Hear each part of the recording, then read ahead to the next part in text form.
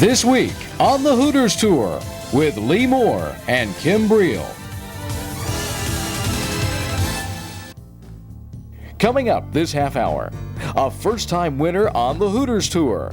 Watch 4 exciting rounds of golf as our players battle for $100,000. Meet Hooters professional Chan Reeves and learn about the spirit of the Lost River. All coming to you from Bowling Green, Kentucky.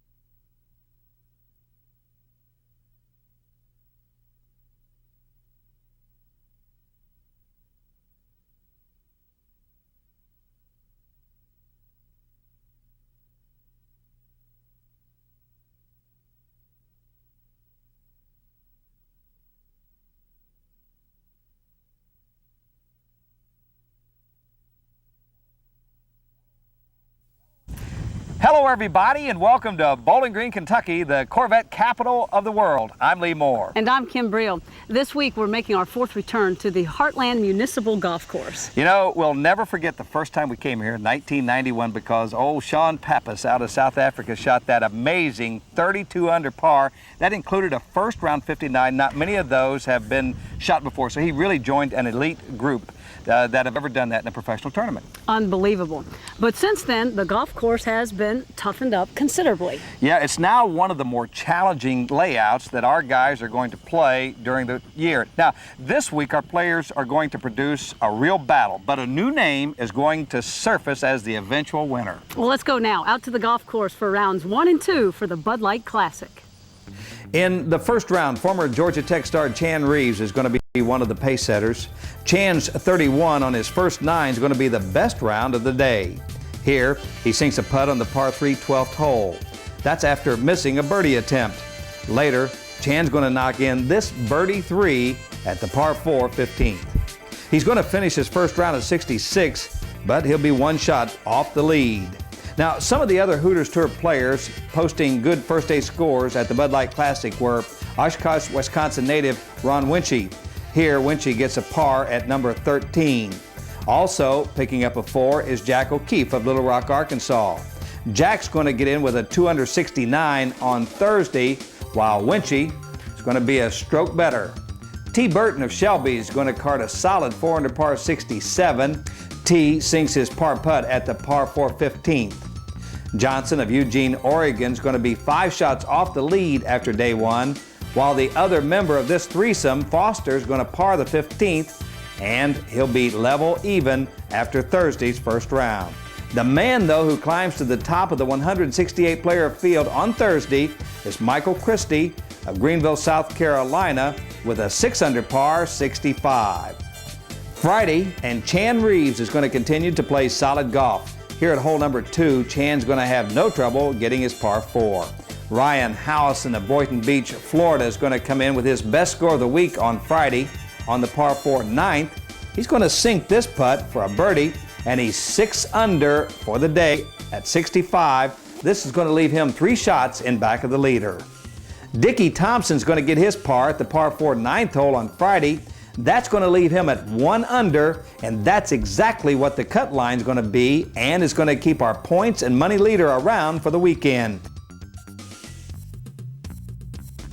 So after 2 rounds, Michael Christie of Greenville, South Carolina, with scores of 65, 68, 9 under par, holds a 1-shot lead over a group of 4. That includes Mike Schwartz of Phoenix, Arizona, Michael Neely of Boca Raton, Florida, T. Burton of Shelby, North Carolina, and Chan Reeves of Dunwoody, Georgia. 6 players are a couple of shots back. That group includes Ricky Smallridge of Opelika, Alabama, Ryan Howison of Boynton Beach, Florida, Jody Bellflower of Milledgeville, Georgia, Derek Gilchrist of Elk Grove, California, Sean Haberstroh of Scottsdale, Arizona, and our winner at Rantoul a couple of weeks ago, Chris Smith of Rochester, Indiana. Now, Kim, when we return to the Bud Light Classic out here at the Heartland Municipal Golf Course, we're going to tell you about our Monday qualifier, our big shootout on Tuesday, and, of course, the Pro-Am on Wednesday, and then we had some long drive competitions. And you'll meet a former Georgia Tech All-American, as well as taking a tour of one of Bowling Green's neat historic landmarks, the Spirit of the Lost River. Hi, I'm Kristen from Dallas Hooters. Stick around for more golf. Who's getting happy? Who's having fun? Who's been to Hooters? Come on, everyone, it's at Hooters. Hooters. Hooters makes you happy. Hooters makes you happy. Hooters makes you happy. Hooters makes you happy. Good times, great food, fun music, what a hoot. Hooters. Hooters. Everybody's getting happy at Hooters. Everybody limbo!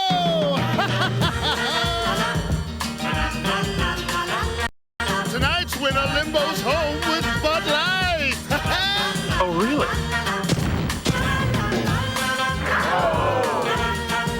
Lower. Oh my. For the great taste that won't fill you up and never let you down, make it a Bud Light. Not low enough.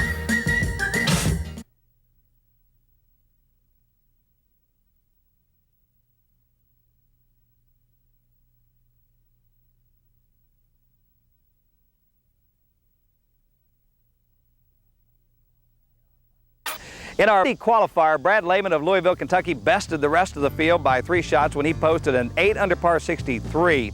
Now, in there at 66 was John Kernahan. He's a former Nike Tour player, and he's from Bowling Green, Kentucky.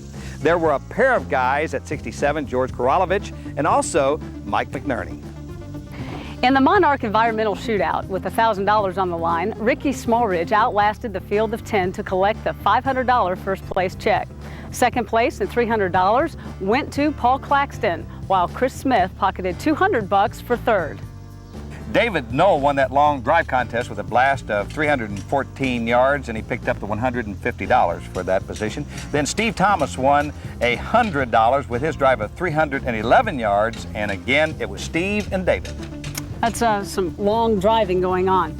The G107 Pro-Am was won by Hooters Tour Pro Matt Ewing and his group that included tour owner and founder Rick Jordan, who incidentally had an eagle on the second hole.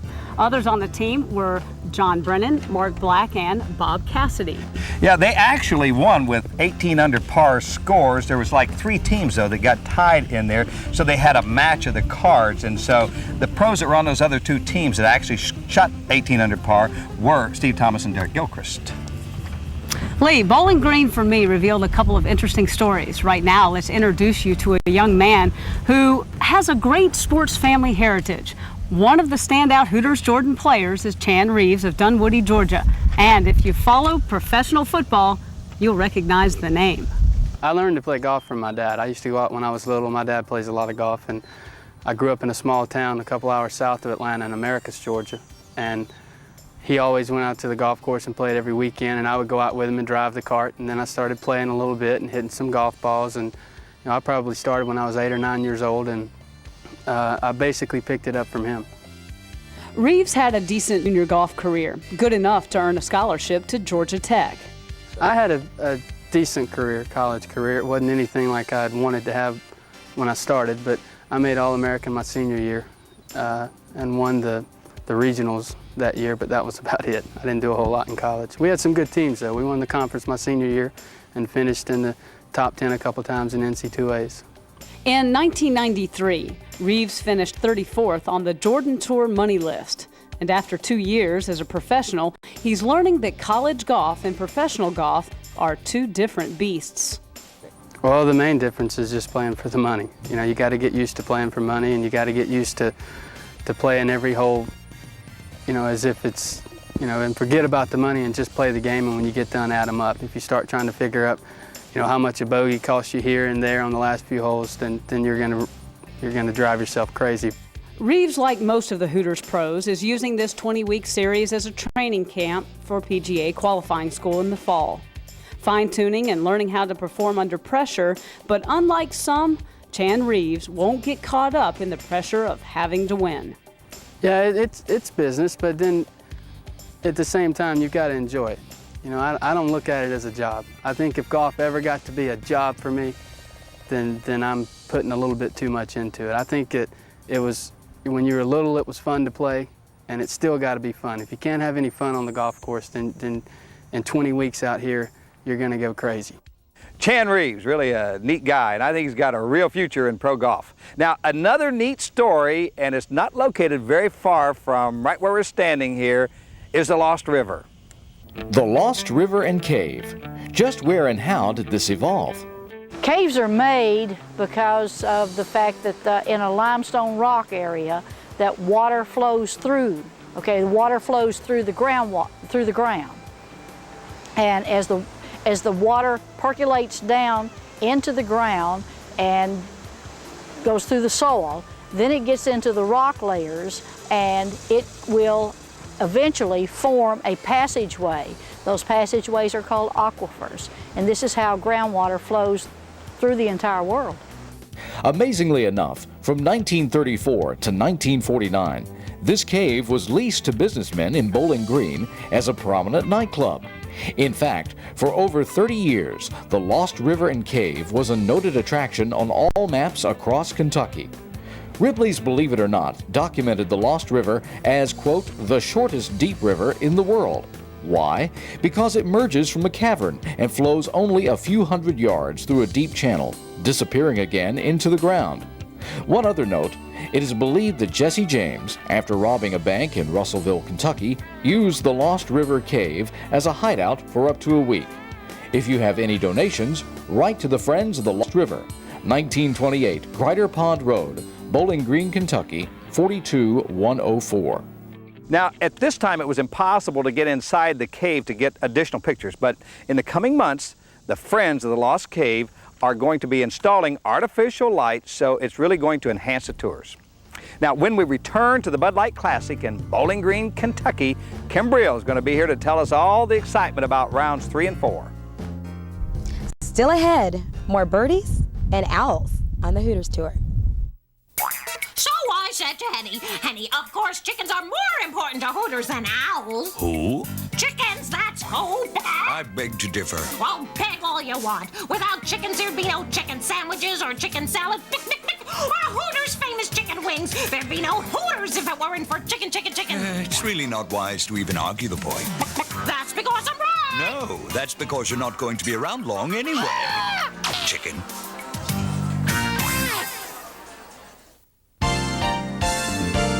Naturally fresh, simply delicious. Just wait and see. Just wait and see. You'll taste the quality. The quality, preservative free. We always have been, always will be. Naturally, it's simply delicious. Naturally fresh. It's a lifestyle.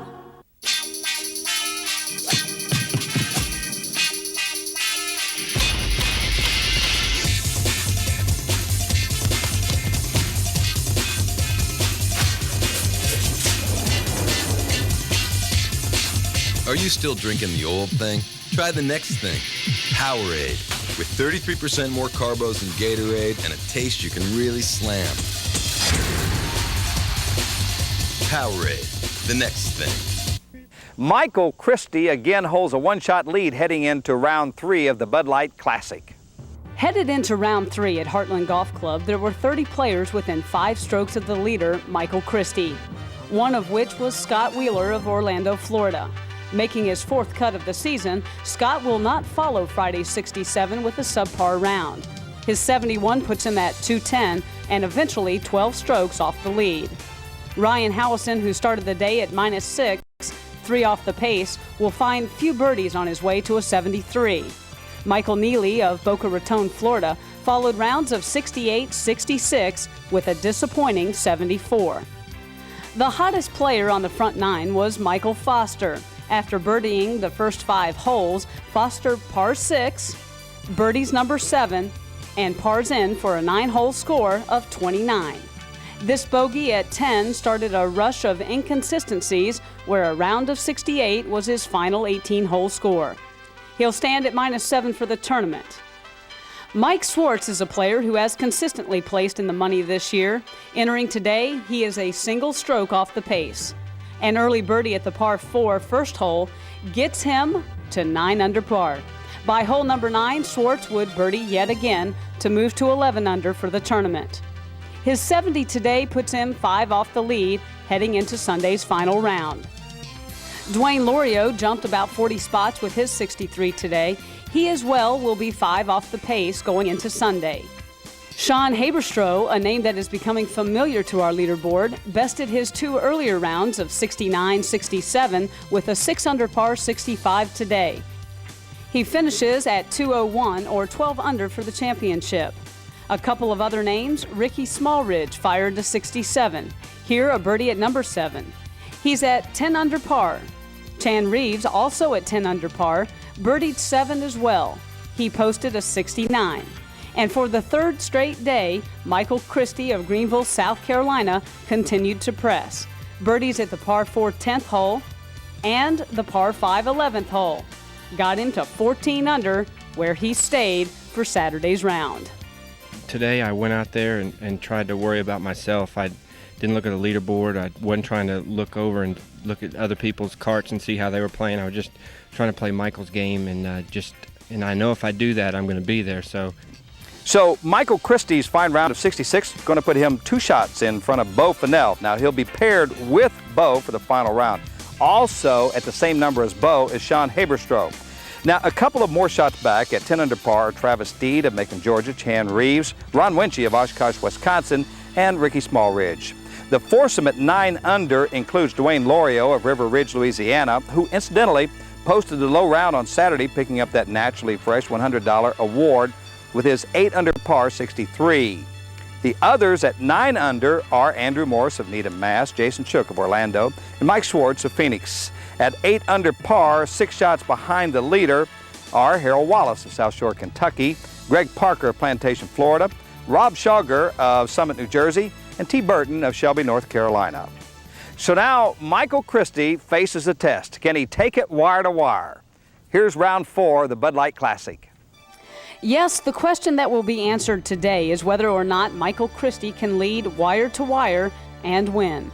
It's only been done one time this year, and that was in Columbus, Georgia, when Dickie Thompson was crowned champion. Andrew Morris gave it a good shot with a 5 under par 66 today, but that score of 14 under is going to fall 6 short. Ricky Smallridge, looking for his 2nd win of the year, birdies the par 4 9th hole as well as the par 5 11th hole. But his 67 today will put him tied for 4th at 14 under par. Jason Shook of Orlando fired 4 rounds in the 60s, but he too falls short as he winds up in a tie for 7th. Mike Swartz followed his 3rd round 70 with a 65. He'll take home $5,000 for 3rd place. The battle this day was between a young man from Statesboro, Georgia, and our wire-to-wire leader, Michael Christie. Christie came out of the gates hot as he birdies number 1, putting a 3-stroke margin between he and Beau Fennell. Fennell would come back on number 3, par 5, with this birdie cutting it back to 2 strokes. Both players would birdie the par 5, number 11, Christie with this shot, and Fennell with this one. The turning point was on the next hole, the par 3, number 12. Fennell makes bogey after this chip from off the green, while Christie makes this putt for birdie to move to 19 under par. 4 strokes in front of Fennell.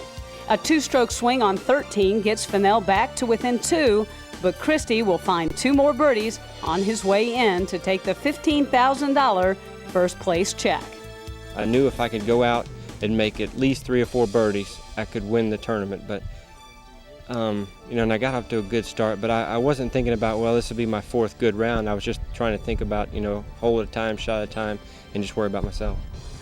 Final leaderboard, Michael Christie picking up the first place check with a 4-shot victory. Bo Fennell put up a good battle but finished at 16 under. Mike Swartz with his birdie at the final hole took 3rd place and a $5,000 check. The 3 at 14 were Greg Parker, Andrew Morse, and Ricky Smallridge. Jason Shook and Sean Haberstroh finished at 271 or 13 under. Stephen Larrick, who had the low round 63 on the final round, finished at -12. Harold Wallace, making his first start on the Hooters Tour this year, but a past 2-time winner, joined Travis Steed at 11 under for checks of just over $1,900 apiece. Still ahead on This Week on the Hooters Tour, you want to know what happens when your ball suddenly takes a drop into the cup? Well, the shadow knows. And a player tip. Stick around for that, as well as our points and current money leaders. All that's coming up next.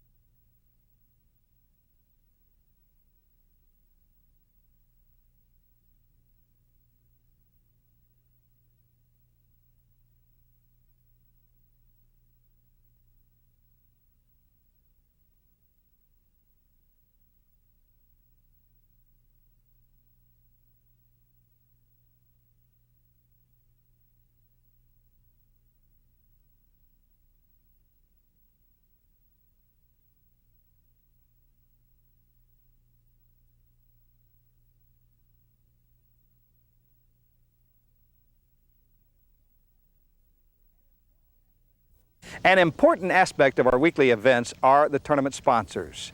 Here in Bowling Green, the Bohannon family, the distributors of Anheuser-Busch products, are very involved. They have been our title sponsor here each of the 4 years the Hooters Tour has been here. Well, Lee, as an individual, it's always wonderful to see a tour such as the Hooters Jordan people come into Bowling Green, and we're really proud to be a part of it.